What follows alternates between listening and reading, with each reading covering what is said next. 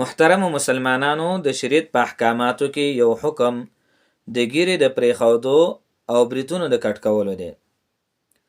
مسلمان به ګیره پرېږدي، خری به نه، د موټي نه به نه کمی.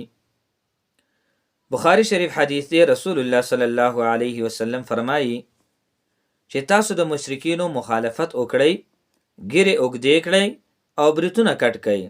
بل حدیث کې راځي، نبی علیه الصلاة والسلام فرمایي چې تاسو ګیرې اوږدې کړئ او په بریتونو کټ کولو کې مبالغه وکړئ، بریتونه ښه کټ کړئ. یو خو به سنت باندې عمل لاشي، بریتونه به کټ کړی شي. بل بعضې کسانو بریتونه غټ غټ وي، ویښته چې کوم دی پرې شونډو باندې ښکته شوي وي، نو که روټۍ خوري یا چې اسکي دغه ویښته هغې سر لګي، نو بیا مکروه دي، کراهت دی پکې. د دې وجې نه حدیث کې راله چې ګیرې اوږدې کوي او بریتونو کټ کولو کې مبالغه وکړي، بریتونه کټ کوي. ځکه عزتمندو ګیره پرېښودل دا واجب دي، او خریل یا د موټي نه کمول دا په اتفاق سره ګناه کبیره، حرام او ناجایز دي.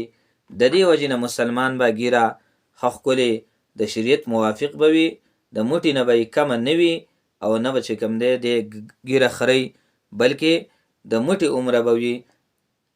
او محترمو دا ګیره پرېښودل او بریتونه کټ کول دا یو فطري چیز دی او طبیعت سلیمه دا خوښوي. او ګوره دا د 1,40,000 کم و بیش د پیغمبرانو متفقه طریقه ده او متفقه سنت دی. او په ټولو شریعتونو کې د ګیرې پرېښودو او د بریتونو کټ کولو حکم راغلی دی. یوازې د نبی علیه الصلاة والسلام په شریعت کې نه، په ټولو شریعتونو کې د ټولو پیغمبرانو په شریعتونو کې د ګیرې د پرېښودلو او بریتونو د کټ کولو حکم راغلی دی. او محترمو د یو پیغمبر نه چرته د ګیرې خریل یا د موټي نه کمول نه دي ثابته، او نه یو پیغمبر چې کوم دی داسې کړې ده چې ګیره یې خرولې ده یا یې د موټي نه کمه کړې ده. نو یو پیغمبر هم چرته ګیره نه ده خرولې او نه یې د موټي نه کمه کړې ده. نو د دې وجې نه محترمو ګیره پرېښودل دا د مسلمان دا د نارینه یو زینت دی.